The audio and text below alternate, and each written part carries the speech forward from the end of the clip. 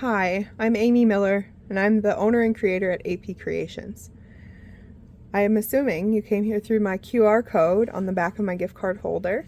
Thank you so much for purchasing my gift card holder and taking the time to watch this tutorial. I wanted to make the video so that I can explain where the gift card holder part is, because it is hidden a little bit. If you look on the back of your gift card holder, you can just flip it over.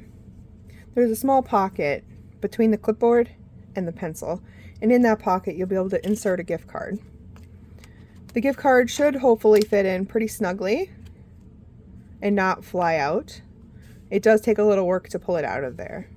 I've left space here for you to write your favorite message to your favorite teacher and tell them thank you so much for a great year. Hopefully the gift card guidance points them back up to the holder where they can receive their gift. Thank you so much for watching my video today. I appreciate you so much.